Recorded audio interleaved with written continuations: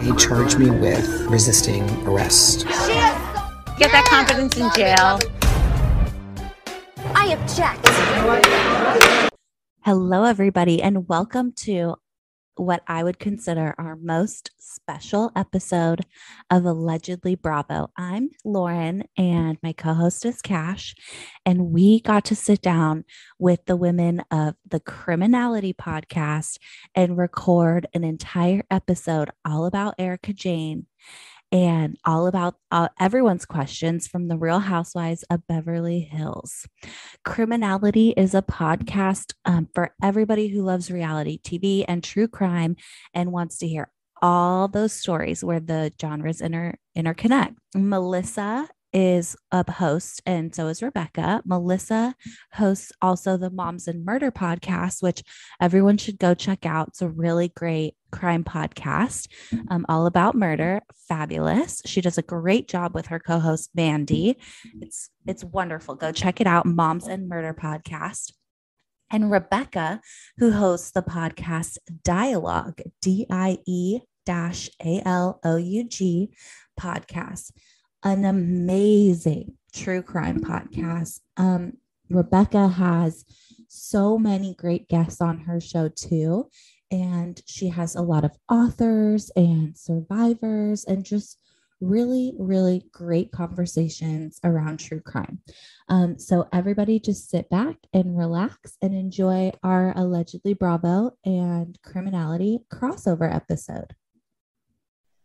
Welcome to this special conversation we're having on Criminality with the hosts extraordinaire, plural, of Allegedly Bravo. We're talking to Cash and Lauren. Good morning. Good morning. Good morning. And Melissa, hi. Hi, how are you? Yeah, we're so excited. Yay. This idea transpired because we're all sort of podcast Instagram friends, and the Beverly Hills reunion 4-parter just finished. I feel like we're all in some maybe version of withdrawal. So I thought it might be nice to round it out with a little debrief.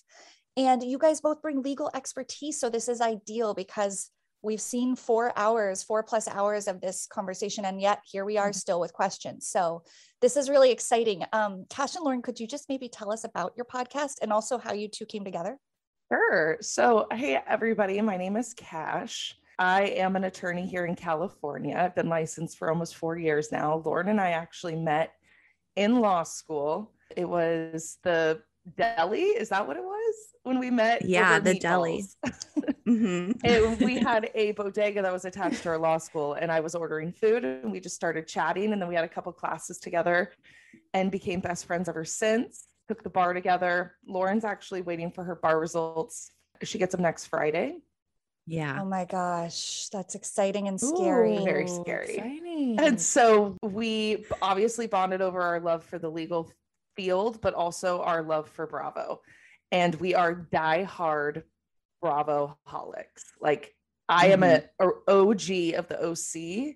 Like, I remember watching that back in the day. And so we were chatting over, we would have these like long in-depth conversations about housewives. And then we're like, why? I mean, it's somewhat delusional thought. Like, why don't we record this and put it on the internet and see if people listen? And here we are. We did. Aww. We listened. That's so fun. I love your meeting story. Melissa and I met at CrimeCon, which is also cool, but maybe not as cool. No, that's still cool. That's way cooler. I mean, there were no meatballs there. So I feel like we're missing out. We need to add a food element. How long have you guys known each other? Feels Just a like couple a lot of years, longer because right? 2020 was like the Almost. second year of us knowing each other. So I feel like we met in 2019 and we Right. bonded over true crime. Melissa has a really great podcast called Moms and Murder. She was one of the OG podcasters in true crime since 2017. She co-hosts that with Mandy. And I had them on my show, which started in 2019 called Dialogue. And we just remained in touch. And then Melissa had the idea for Criminality. Well, I should let you tell it, Melissa. What was your thinking around Criminality? Oh no, I'm good. I appreciate that. No, I just wanted to do something lighter. We talk about murder all the dang time and it gets to be a little much some days. And I love Bravo. Same idea. I was an OG OC. I remember seeing Slade Smiley with the, cool, whatever it was called on his face, and Joe, and that was on The Soup. And I remember hearing Joel McHale talk about it and I was like, what is this show? And that's how I started watching. And then one turns into another. And I knew Rebecca really liked Bravo and like had Sonia Morgan sightings. So like, who else would you have on with you? It's perfect. And the more we get into it, the more crimes we find out are reality adjacent. Like our list, I kept getting a little nervous when we started. I'm like, we're going to run out of things. And now I'm like, we need a daily podcast. We cannot keep up with all of this content. No, they're just going to keep breaking laws. Yeah. Do you guys feel like that too? Were you worried there wouldn't we have enough to fill all this like hours of content? And yet I'm sure, especially with the year we've had, you guys are like just breaking down trials and cases like all the time. Yeah. Like at first I thought, oh no, we might run out of topics. Did we just get, kind of blessed that we have two major things happening at once? But, it's like Melissa said, there's people breaking the law every single day and like a huge history of them breaking the law. That's like, it's fun to talk about and it's fun to learn. And so that people don't make these mistakes. Yeah. And if they do, we're okay with that. Yeah. I was going to say, I think our housewives are going to continue to make these mistakes and I'm fine with that. Yeah. Yeah. Same. I hope we all learn like for our own selves. I was saying to Melissa in the last episode, it wasn't about the housewives, but it was like, this is a good lesson of reading contracts before you sign them. Like those are some really real life applications that we can all take to heart. Okay, well, let's get into this 4-part reunion that we all just finished. Do we all want to go around and like, do you feel satisfied? Did you think 4 parts was enough, too much? Like, what is everybody's feeling? Why don't we start with Cash and go around this grid? This might be surprising, but I'm so glad it's over. Oh, yeah. After watching the 4th episode, my anger towards Erica was at an all-time high. I find her to be unbearable at times. She's performative. She's an actress. She's been hanging out with Lisa Rinna too much. I need her off my screen, but I also want her on my screen because it gives us content. But I was very frustrated and I was just over it.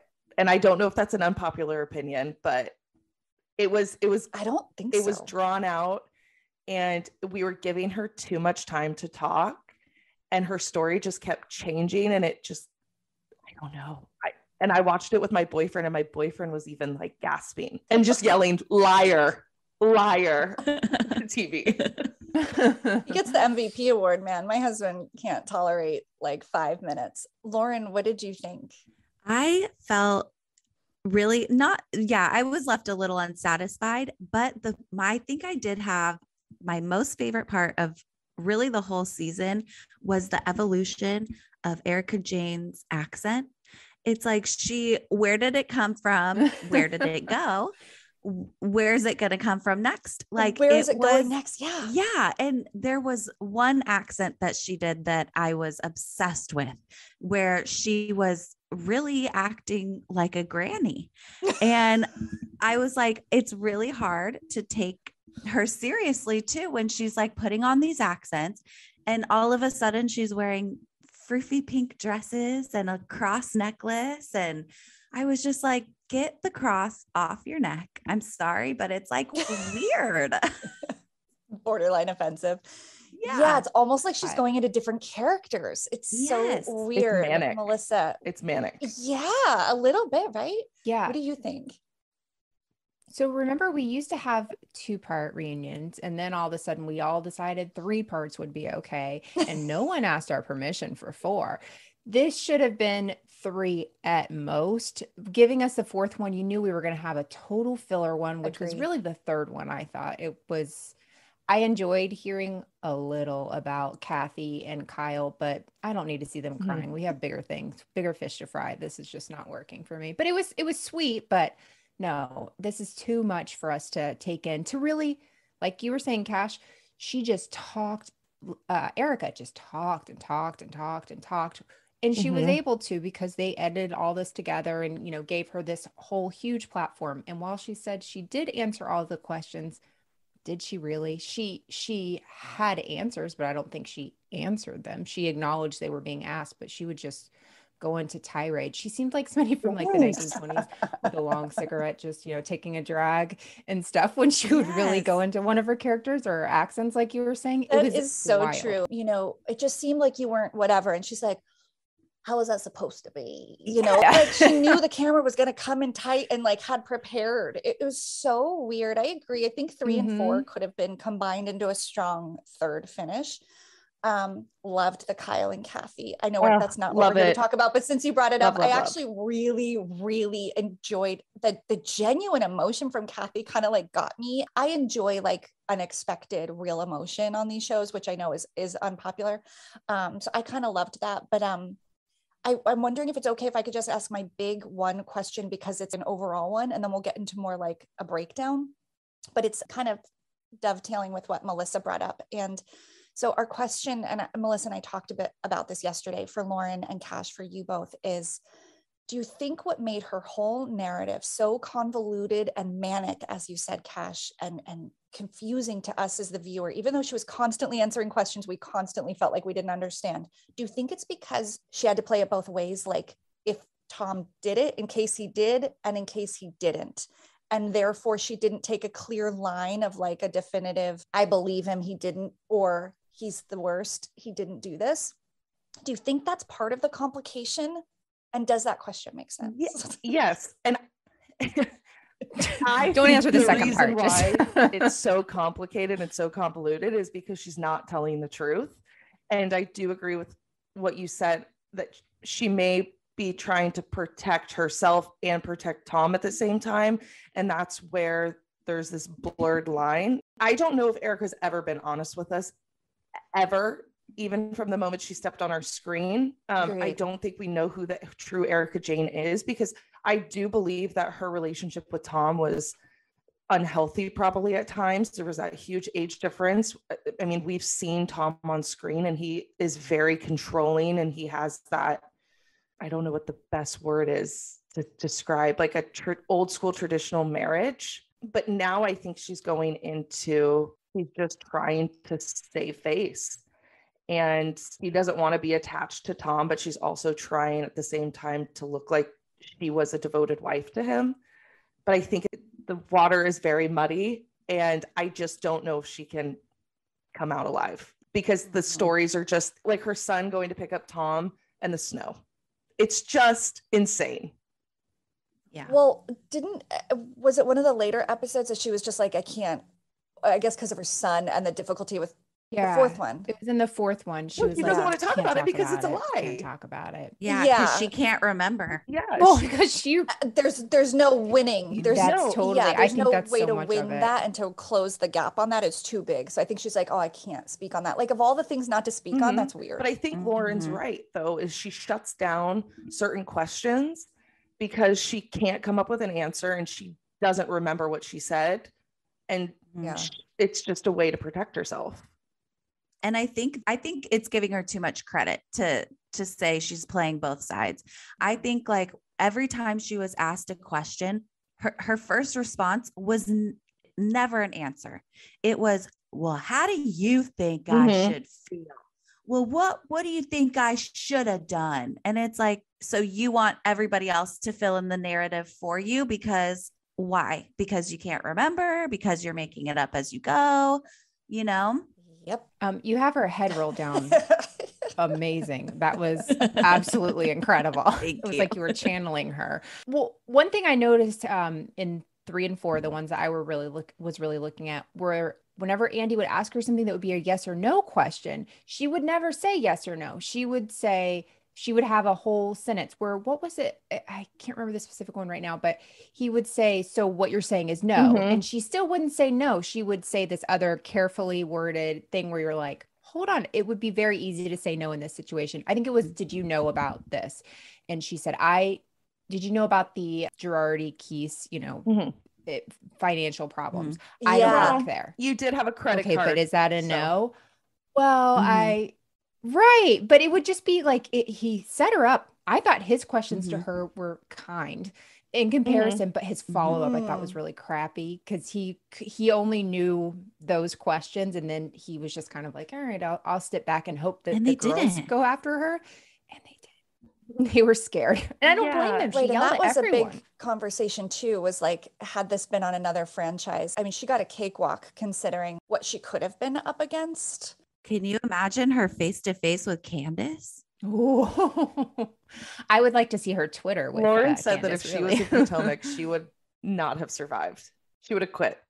I will say the one thing Erica said that I agree with was that everyone is so precious in Beverly Hills. And I think that works for the whole cast. Like there is this like kind of kitty glove sort of, ooh, we don't want to look to this or that. And there's this self-awareness and fear that kind of diminishes what could and maybe should. I think Sutton tried, and look what happened to her, you know? So I think the rest of them were just like, yeah, I'm not going to do that, at least not directly. Yeah, I think it's optics. Like they don't want to have those conversations because they're so aware of their social media presence, who they are on TV, like their reality star presence, you know, and they have to maintain this image. And I don't think they want to muddy the waters with Erica and ask those tough questions. And I think that Erica's a bully. I really do. I think she's really, really, really mean to people, and she lashes out at people, and that's a defense mechanism, and to shut people down so they don't ask her questions. And I applaud Sutton for asking those questions.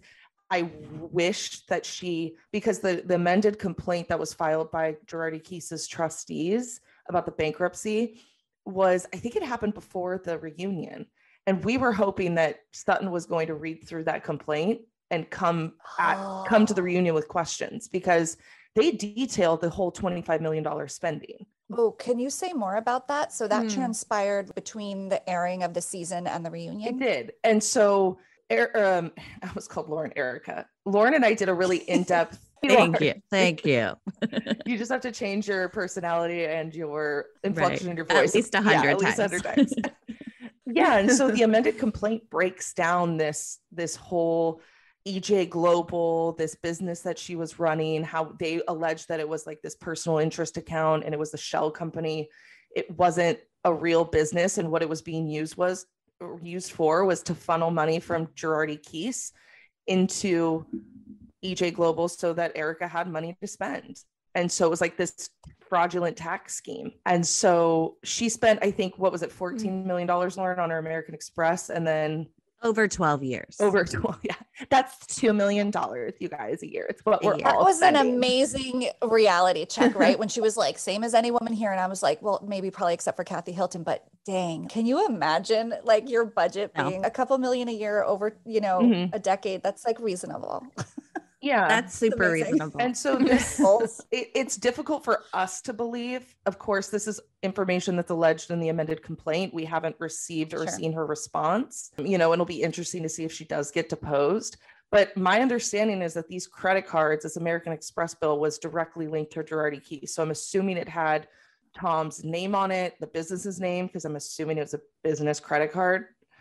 And, she signed certain tax information, credit card slips. So I think it's going to be a hard one for her to escape from. Oh my gosh, that's really good info. Okay, so piggybacking on the Sutton question for episode 1, the question I wrote down for you both is Andy actually addresses the women of the cast and says, Sutton got a lawyer or talked to a lawyer. Who else talked to a lawyer? And they all admit they talked to a lawyer. Your opinion, is that overkill? Is that being like a little hyper vigilant, or do you think that was a really reasonable reaction? I would love to know, would you advise that in a situation if Melissa got accused of something egregious? Should I speak to an attorney? Yeah, you don't know what's coming. Would. I mean, I would do exactly what Sutton did. And I have to say, I'm super lucky that my best friend is an attorney. So I get to call her all the time and be like, and me too. Well, I have to pass my bar, but it's, thank you. Yeah. Fingers crossed. And I would have done the same thing. You got it. Yeah. I would have done the same thing. And I think Erica's giving it too much weight. She's like, what? You're scared of me? Like, it's like, no, I think a lot of them just had simple questions and they wanted to understand, because a lot of them didn't even read the whole article.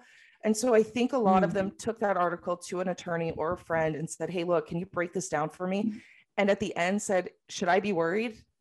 I think that was the extent of the conversations. I mean, Sutton may have gone into more detail, but I think Sutton did that for a reason, because I think at one point she offered Erica money.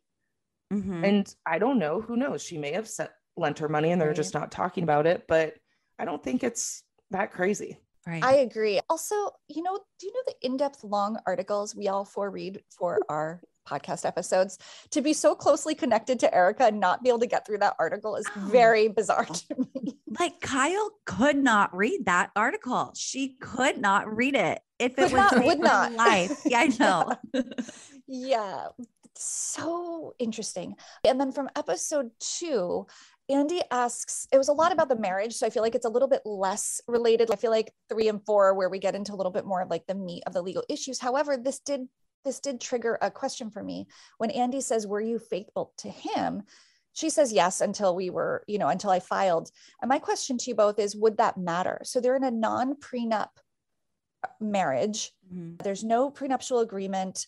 If she cheated on him, or if there were affairs, would that matter in terms of any of these legal proceedings and her responsibility or not? No. Right. Okay. California is a no fault state, which means that if you cheat, it doesn't matter. It doesn't. In some states, if you cheat, you don't get anything out of the divorce, or it's like automatic grounds for divorce. But in California, no one has to do anything to get divorced. You can just stop liking each other.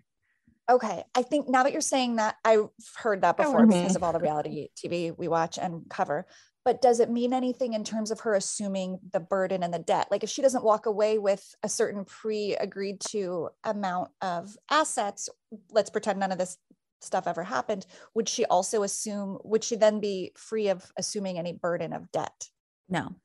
Her cheating, if either one of them cheated, because there's no prenup, especially unless they had some other intermarital agreement, like maybe a postnup, which I haven't heard anything about that. So I don't think that they have that.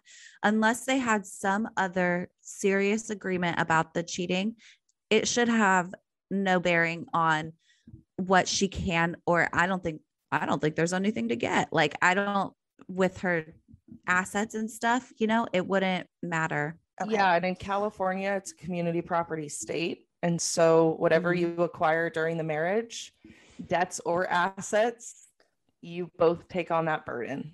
And so Got it. you're married and your husband racks up $100,000 in credit card debt and you're unaware of it. And then you go to get a divorce. Guess what? You're on the hook for 50% of it. And so that's why a lot of people were asking the question, I think it was on the 4th episode, where Andy asked, well, why do you have to pay? And I don't think Erica really answered. And then Dorit's like, well, because they're married. And it's yes, because they're married, but also because Erica was using a company credit card to pay for her lifestyle. So the 2-parter. Yes, a 2-parter indeed. So my question here, and maybe we've kind of answered it, but it's, why would Erica's money be kept at the law firm? Like when she claimed she didn't get her checks and they were all turned over, like that's not normal, right? Yeah. No. And in California, you have certain obligations as a licensed attorney and how you handle your money. You have to have a trust account and then a separate account that you pay your payroll out of and business expensive out of. And the trust account is where all of your clients' money goes. And so it doesn't make sense to me. It doesn't make sense. You cannot you can't commingle the funds. You'll get in trouble. And especially because we're not talking about Tom Girardi being a solo practitioner, meaning he owns his own firm. That's it. This is a massive plaintiff's law firm in the state of California, where there were, I want to say 100 attorneys. Like it was a very large firm. And so there are partners, there are managing partners, there are equity partners, like there are a lot of people involved in this. So it's hard for me to understand how nobody saw this. Or nobody challenged it if they did. But I mean, we're talking other people's livelihoods that are on the line. This isn't just Tom's livelihood. Like this, I mean, the company and the business, the law firm has completely dissolved. So all of those people have had to go find new jobs.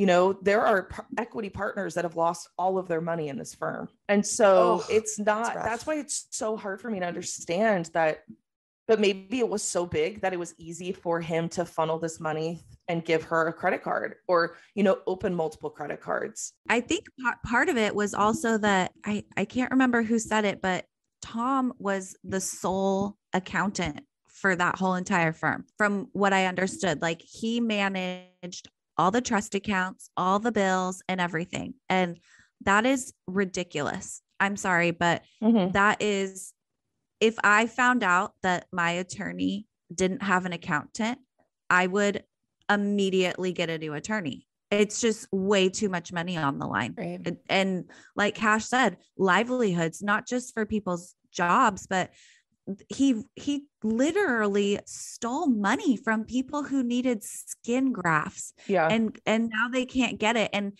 Erica's just sitting there like acting as though she was robbed. And it's no, you're not robbed when the clothes you are wearing came from money from someone who experienced something so tragic and terrible and they need it. You don't need it. I have a question for the both of you, just from like a non-legal perspective. How would you have responded if you were in Erica's position and you found out that there were victims of his conduct? It wasn't just a victimless, it was technically, it's not a crime, but victimless crime. How would you have reacted? I mean, I was thinking about this earlier, actually. Really, my whole thing would be, I would want to do like charity things to try and raise money for these people. I would do whatever I could because sure, I didn't know what was going on, but my gosh, the guilt I would feel knowing that I had participated, not knowing, you know, what had happened, but I had taken their money and flaunted it in the way that she did. I would want to do anything I could to help, even though legally all she has to do, or what she says she has to do, is turn over her bank stuff. I would want to show them, I would just want to do something for me to show that I cared, that I wanted to. I would be living in a tiny apartment. I wouldn't, any extra money I could get, I would want to give to a foundation in their name, something. I don't know. It just the idea, the condescending, like, well, should the secretaries not have their money anymore? Weird. Should this person not have that? Yeah, that was where I was like, come on though, but you were married to him and you had this business, you know, you had a credit card through there. Yours is a different situation. You're saying you didn't work there, right? So either you worked there or you didn't work there. So saying secretaries and stuff like that, that's different. You're the wife of this guy. I would just do whatever I could to try to make it right, even though I'd never be able to do enough, you know, but her attitude just, it makes me all kinds of angry. You said it perfectly. I would do the same thing. And I would also honestly like to think I would have some kind of reckoning of self, some crisis of conscience, and say, you know, in discovering this information, I would come out really publicly with a statement like, you know, this has forced me to examine my life and my lifestyle and what the message I have put out. And I am, you know, horrified and ashamed, even though I'm not responsible in any way. I'm going to be quiet for a little bit and get my hands dirty and figure out how to help in the best way. And one of the last things she said in episode 4 was something to that effect of like, the best way I can help those people is by cooperating and, you know, going through this legal process. I mean, lack of compassion still, but that could have been like the very first thing she said, like, please understand, me participating and answering is helping all the victims in this story. And also I would make a very big point to say, like, I don't believe I am a victim, even though, you know, I would just be really clear, like, and if I am one, it's on a different level, like it's a different story and scenario than the people whose lives were really impacted by this. So yeah, just a real different approach, I think.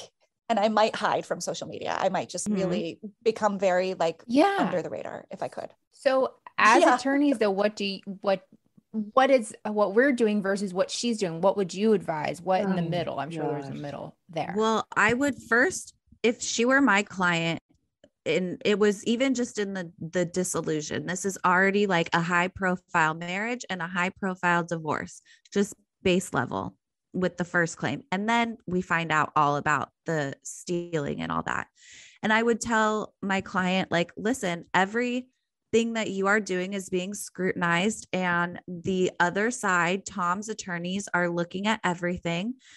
I worked in family law for a couple of years, and I cannot tell you how many times I have so many burner Instagrams and Facebooks and all that for screenshotting and recording things that people have done just on Instagram and Facebook. This woman's on TV. This woman has millions of followers, and she's posting pictures of her butt. And if I were the attorney on Tom's side, just even in the divorce, I would be like, she doesn't need any money from me. She doesn't need any spousal support. She's clearly making money. I would just have told my client, get off social media. It's got to be a low profile. I wouldn't recommend doing the show, but I guess you're going to do what you're going to do because you're crazy and need the money, I guess. Yeah. Like, you need to just chill, be careful. I was just going to echo that a little bit. I would, everything in my being, advise my client to not do the television show, to not talk about this with anybody, to not send any text messages. Don't put anything in writing that can be used against you in court, because like Lauren said, not only is the world watching with a microscope and judging you, but other attorneys are. She hasn't been charged with anything criminally, but I would be fearful, with alleged embezzlement taking place, that, criminal charges are in the near future. And so I would strongly, strongly, strongly advise my client not to step foot on television and not make a statement, and to, take a step back from social media. And if they want to be present on social media, make sure that it is not tone deaf. Applebee's is not telling you to, do some of these things she's doing. Like, if they're who's paying, Applebee's, they're not going to do that, right? Like, these people aren't saying, we need you to pose this way. We need you to have this as your caption, hashtag ad, hashtag, appetizers or whatever. But this is a whole different, it's like, no, you want to put this stuff. You want to be controversial. You want to, but your brand is not going to do so well. That's where it blows my mind. We're just having the knowledge of what other people have gone through, these real victims. And okay, she's not a victim, whatever she says, but it doesn't feel right. It doesn't feel right seeing that at all. She's attempting to play the long game, in that she's like, he's done. He's 80. He's in a home. I'm 50. This can't take me down forever. And so she's doing these ads while she can, while she's got the body and what little cash she has. She is trying to preserve her relevance in media, and it's disgusting. It's appalling. I might have to disagree. I do respect her. I actually had a moment of respect for her when she said that. Look, I have to survive. I need to make money.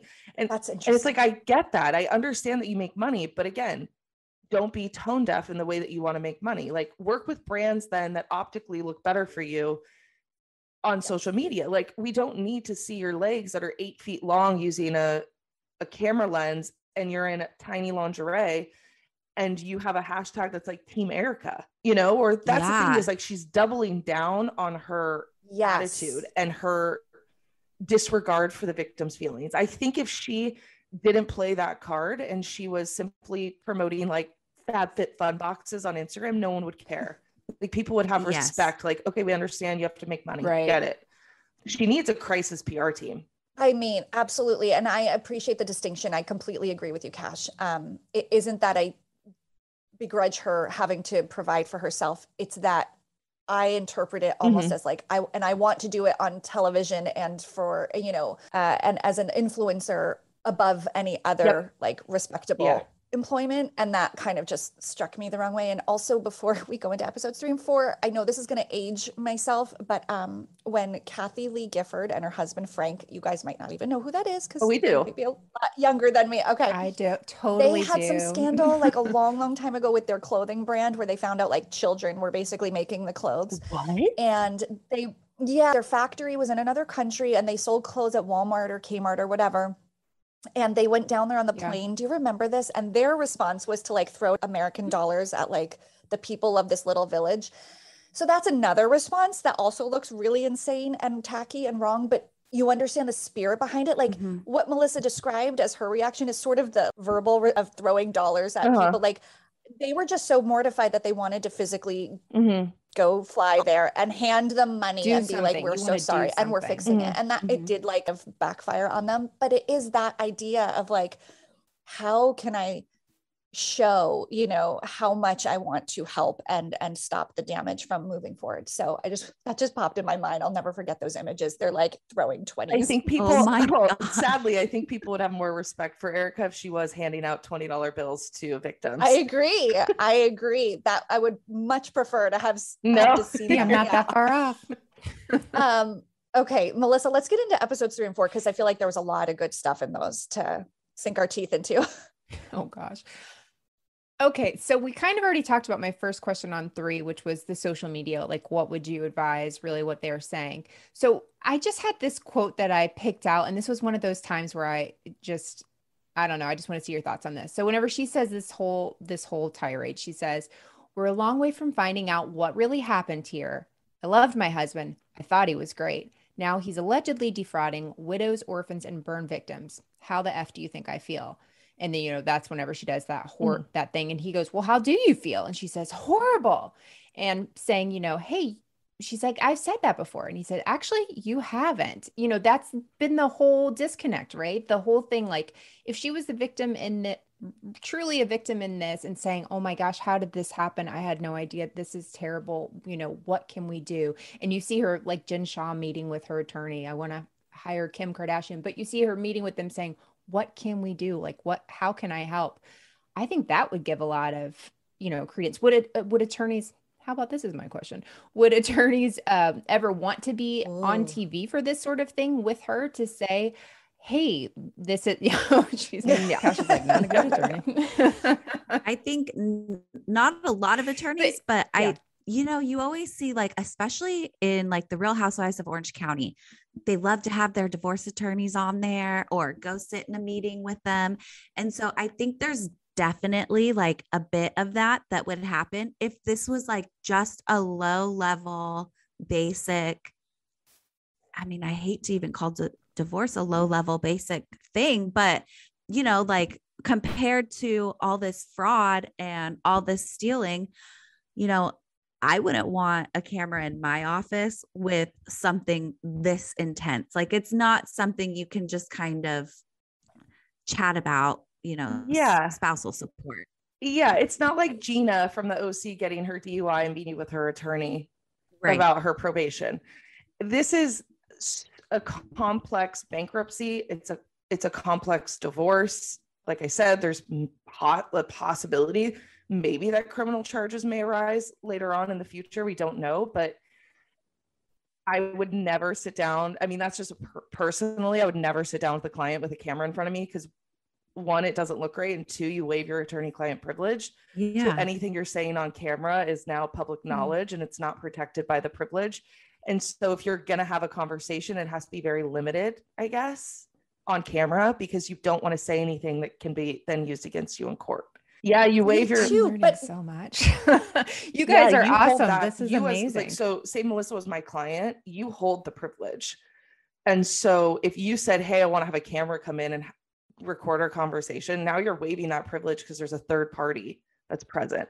Does that mean anything else that you say with this case that you and I would be working on? Does that mean there's no longer attorney-client privilege, or just generally this one just thing the that I said conversation? on Yeah, TV? the attorney-client privilege relationship continues. Okay. But whenever you have somebody else present, you know, you're waiving that privilege because now this other person's privy to the conversation. So what about her whole appearance across seasons? Because allegedly, we have to talk about how great your show title is. Allegedly, the feds are like looking for the raw footage of this whole season to see everything Erica did and bought. And is that true? And where does that fall under? I don't think it's the feds. Oh, I don't know though, because I know that there's rumors out there that somebody had subpoenaed the footage. Thank you for fact checking me. Because, well, we talk about this all the time on our podcast. There is a difference between what Jen Shah is going through and what Erica Jane is going through. Like Jen Shah is being prosecuted criminally and will go to prison. Like when you have federal prosecutors involved in your case, like it is very unlikely that you are going to get off. Very, very unlikely. And so in this case, we're dealing with a bankruptcy, civil proceedings, divorce. And so I think it's the trustees that have requested the documents. Lauren, do you know? Yes, I believe it is the trustees. And they, from what I understand, they subpoenaed all of the footage, just like you had said. And what I think that they're doing with that is, well, she said little things about Tom called her and all this stuff. I don't know if it's necessarily all of that, or if it's they're having someone in their office go through and watching all the footage and being like, okay, well, that's a $100,000 ring and that bag is $98,000. And counting all the money that they can recoup, especially because she was selling at the beginning of this. She opened like that French Poshmark shop and started selling all of those clothes. And so it's like, okay, well, you can't just be moving all of this money away because they're trying to get it back. So I would imagine they're going through and seeing what she's wearing and what's in the background. Maybe like, she got that Chagall painting for randomly, like, was it even her birthday? It was a couple years ago. Do you think it's a coincidence that a large item was a gift? Oh yeah, Lauren? Exactly. That's the other thing I wanted to talk about actually is when you're in a marriage in California and you're receiving or giving gifts like cash, that it's community property state. So everything's assumed to be shared between the community of spouses. But if you're getting a gift from your spouse, that's your separate property. And so that stays yours and they can't take it back. It's yours. It doesn't belong to the community anymore. So one of the things that people are kind of thinking is that one way to move a lot of money is Tom gifting in these generous gifts in their marriage, $1 million painting, a giant $100,000 ring. And so he's transferring this money in a way that nobody can take it back from her. Allegedly. Wow. Allegedly. Yes. So we're saying that Rick Hilton owns those sweaters. Kathie Kathie can cannot. never Well, take if it's those bought, gifts back, right? bought with community property, she can. But if she gifted those, she gifted them. Oh, okay. Those are his. Yeah. Amazing. Okay. I'm just looking out for my boy, Rick. So we heard Sutton talk in the 4th episode about somebody leaving over the allegedly shady business dealings, right? And there's like this article that's about, was it a son-in-law of Tom's? You guys know about that? Yeah, I heard about that. It was I believe his daughter's husband, and I cannot recall his name. I feel like it's Mr. Lara or something, Lara. I think so. And yeah. just from what I heard, he did leave the firm.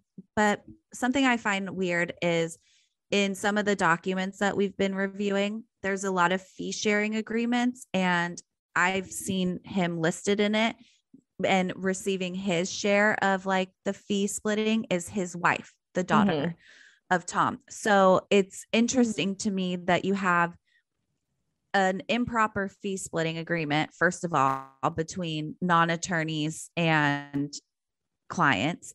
And then there's this daughter involved, and both of these wives are receiving money outside of, appropriate ways. And I wonder if he quit because he knew what was coming for him and it's better to get out, And of course, I wonder. All speculation. Yeah, that makes sense. Yeah. But there was the thing Lauren is talking about. There was this settlement between, was it a father-daughter that won the lottery?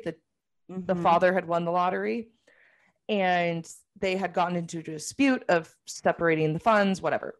And so they settled the case, and the attorney's fees that were being distributed as a term of that settlement were being distributed to Tom's daughter and Erica Jane into an account. And I mean, you guys, I've only been an attorney for 4 years, but I have never heard of that.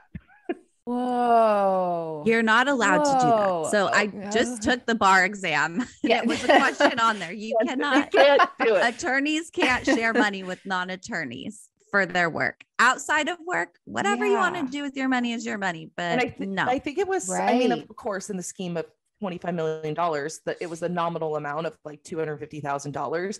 And that money, I think, is just sitting in an account and has been frozen by the bankruptcy court. I love that true crime and Bravo enthusiasts might have a shot at like 20% of the bar exam being answers just from our just from our podcast consumption or whatever. Oh my gosh, so it's nuts. Okay, my next question is, legally speaking, would the phrase "I'm coming for you" be considered slang in a court of law? That's funny. Cash, you should answer this. Okay, so I haven't really talked about, so I used to be a prosecutor, and I was a prosecutor for about almost 2 years. And so I'm coming for you. It's like, is that criminally a threat? Was there an imminent harm being conveyed to Sutton? I don't know. I'm coming for you is a vague term. It could be interpreted multiple ways, but I think as viewers, I think we all knew what she was saying, and she was threatening her like, I'm going to make your life a living hell. I do not believe Erica's, I do not believe Erica's, what did she say? Was it in the fourth part where she was like, oh no, I was just saying, what did she say? She was like, every year, you never know when it's your year that bad things are going to happen to you. So when it's your year, it's such BS. Like, and that's the thing, like she has had time to watch the episodes and come up with a narrative to every single contentious point in the episode where she knows she's going to get drilled by Andy. Like she has come up with a response, and it's so fake. Oh, she's been hanging out with Lisa Rinna too much, you guys. Too much. Lisa was insufferable on all four parts. Is insufferable as a human being. She is. Okay, my last question really is, in the fourth episode, she talks about she couldn't tell this whole story, right? They talk about the wreck, the infamous wreck. And she says, well, I couldn't tell you all of that until Tom's counsel said he was incompetent. Once he was incompetent, she said, I could come out with the whole story. Why, how, who, what, where, when, why, how, why did that matter at all? That once they said he was incompetent, she could finally say, well, he actually, rolled down the hill, or there was snowing in Pasadena, all those things. Why is that when we heard the whole thing besides just the ankle? I think like, if I could just put it simply, I think she's just kind of making a mountain out of a molehill. She's lying. Okay. She's trying to convolute the stories to confuse people, and she's trying to come up with excuses as to the reason why she didn't. She's trying to validate her lies, I guess. Yeah, because I hear that and I'm like, oh, well, maybe the council did say, don't say anything until, and now he's, declared incompetent. Go ahead, tell your story. It doesn't make sense to me because it's been a couple years since the whole accident had happened. So it makes me, my first thought is, oh, you couldn't tell your friends that your husband had a head injury for 3 years until he was deemed incompetent? Are you playing a long game? Yeah, that was my first thought. But we have to remember that this conservatorship and this competency hearing did not start until February of 21. This story of the crash happened 3 years ago. And actually, Lauren and I did obtain some records from the Pasadena Police Department about the accident. About the accident. Exclusive. It wasn't about the accident. It was about the burglary, but we had put in a request for documents related to the accident, and there's zilch. So we are going to do it. We are going to continue with our investigation. We are going to continue to ask for these documents, because there's no way, if she called the police department, that an audio log does not exist for a call for service. And interestingly, I found in the fourth episode, she said, oh, well, isn't there a police report? Well, they can't find one. And I found that weird because she was kind of right. We went looking and we went asking. It's her not saying no again. She didn't say no. Yeah. And just for some background on how police reports work. So you can call 911 for an incident. Say there's a fire, or say it's a non-criminal act, right? Or a crime didn't take place. The police are still going to respond. They're still going to be called what's a CAD log, which is an audio log of the call for service. So you calling into 911 to dispatch, all of the coding schemes and everything that's going on, it's going to be a perfect record of that. And so if an officer responds and he may not have had to write a report, or even if he did write a report, it'd be like 1 page. It exists. Like officers document when they respond to houses, and any 911 call will be recorded. A lot of agencies have purging or retention policies. And so the actual physical audio may not exist, but the CAD log likely does exist. And we are going to find it, you guys. There you We're gonna have find it. Oh my gosh. Everybody just chiming in here. Make sure you're subscribed and following Allegedly Bravo for their great work on all these cases and the continuing coverage. How likely do you both think it is that criminal charges are coming for Tom Girardi and or Erica? I think they are, but just because of what we know with the burn victims not receiving their money and the alleged embezzlement that's happened, you know, it would be difficult for me to believe that they're not going to bring criminal charges, whether or not that's at a local state level or if it's a federal level, because I don't know if there's potential wire fraud or what, you know, things were happening over state lines. But I would hope that there would be some type of justice brought for these victims, because although it's not, you know, a crime of violence, there are victims here. It's a white collar crime and people need to be held accountable. I mean, he's so old, and the incompetency, even if they did bring criminal charges, it's not going to go anywhere, because they call it like 1368, right, where somebody's not mentally present and not mentally capable of being a part of the criminal proceedings. So I hope, but I don't know. This is really magical. So I could like keep fun. going. Like I love know. talking about this. Obsessed. It's so fun. It's so fun. This Well, is amazing. And you explained it in a way we can actually Yes. understand. You know, I'm only speaking for myself. Rebecca's very smart, but I can actually understand what you're saying. So great. And we should do another after some of the Shaw proceedings. Oh my which gosh. I'm That would be going to do my so best to fun. attend, because that's here in the Southern District of New York. I've been to that courtroom to see Allison Mack get sentenced, so I will surely be there. My heart just skipped a Oh my beat. gosh. I Me know. too. I know. This is like my Right? Christmas present to myself. Oh my gosh. You need to be. And your No. husband can never take Exactly. care of you. Exactly. I am going to bring my legal pad and I'm going to be sitting in there like a freak Do you know if they're who gonna has no business being Do there. you know if they're letting people into courts because of COVID? I know they're reducing the amount of people that can be present in open court. They are, but you just have to line up like a psycho at 5 a.m. like I did for Allison's sentencing. How fun. Maybe I'll fly out and join you. That sounds Hey, great. girls trip for a bunch of weirdos like us. Well, we can't thank you enough for joining us and filling in these gaps. It was a lot of fun. And like Melissa said, we learned so much and we appreciate it. Thank you for having having us. us. It was amazing. I loved this.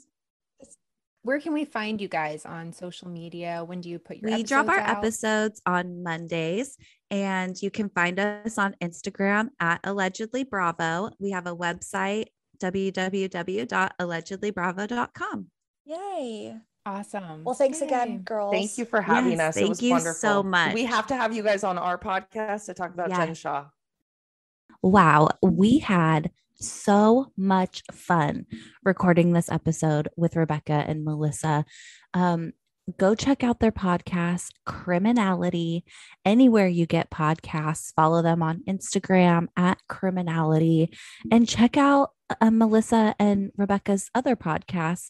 Melissa's other podcast is Moms and Murder, and she hosts it with her friend Mandy. And Rebecca's other podcast is the Dialogue Podcast, a great conversation about true crime. So don't forget to check out those 3 wonderful podcast recommendations for you: Criminality, Moms and Murder, and Dialogue. Thank you so much for listening, and we can't wait for next week's episode. It'll be very special. Bye.